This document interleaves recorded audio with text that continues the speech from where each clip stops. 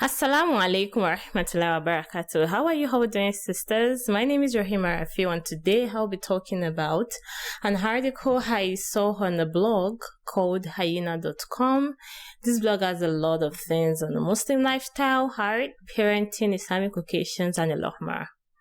So I Google searched 10 ways to love yourself as a Muslim, and then I saw this blog. It's really amazing because I like the fact that there are hadith and there are Quran verses to back up every advice that is given. So I'm just going to go straight to the steps towards self-love. Number one step is see the best and be grateful. Messenger of Allah said, "Look at those who are beneath you and do not look at those who are above you, for it is more suitable that you should not consider as less the blessing of Allah." This is just saying that at that point where things are hard and it's difficult to even get something to be grateful for, it's difficult to think there are so many people who want the little things that we take for granted. It's good to see the best. It's hard.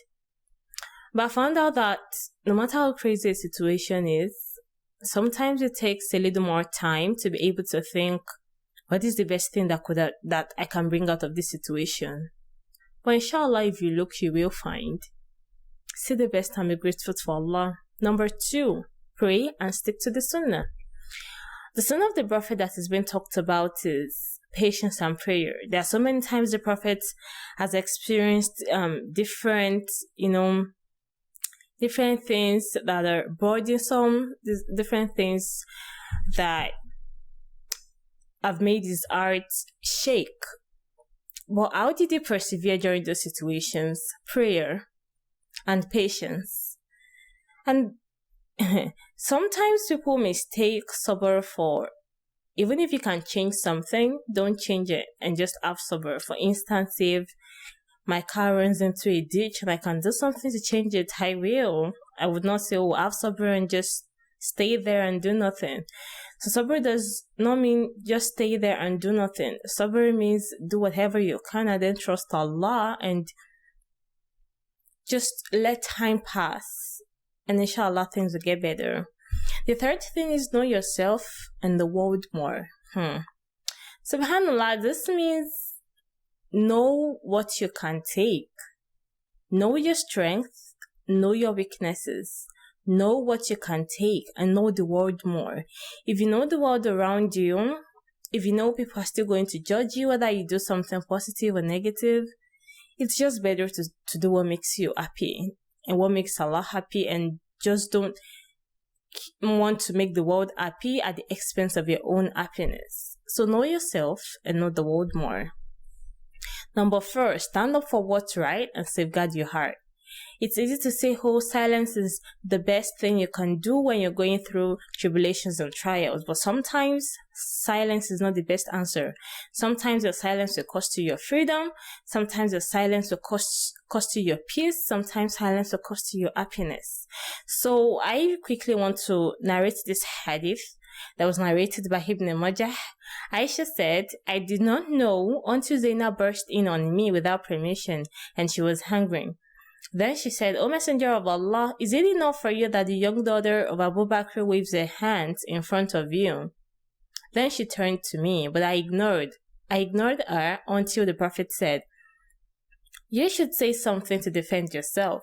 So I turned on her and replied to her until I saw that the mouth had become dry, and she did not say anything back to me, and I saw the Prophet with his face shining. The moral of this story is, yes, silence and patience are virtues, but there are some times you have to speak up to people. It is okay if your rights have been trampled upon to tell people, no, this is not Islam and God does not accept of this, and I would not allow you to treat me like this. And also on the issue of safeguarding your heart. There are bitter people and they would always find something bitter to, just make you sad about everything in general. Safeguard your heart from these people. Don't expect too much from people who have shown you times and times again and again that they do not care about you. Don't waste your time trying to make them like you and trying to impress them. Safeguard your heart from these people. And number 5, do what you love and utilize the skills. I really like this because, one, I would say find what you love. And I would be honest with you, finding what you love sometimes takes a lot of time. But find what you love, do what you love, and utilize it. It's not okay to just know, oh, I like sewing, for instance. I have found what I love. Then I'll start sewing, trying to get clients, trying to find my niche. That is me doing what I love and utilizing my skills. It's not okay to just have skills and keep them to yourself. Find sometimes the engagements we have at that present time might not give room for us to do as much as we can, but it's okay to have it at the back of our mind and to have a plan that one day this is what I want to do with this skill of mine. These are the skills I'm not going to pursue because I think some other things have priority over them. But find what you love, do what you love, and utilize the skills. So these are the 5 steps towards you finding love.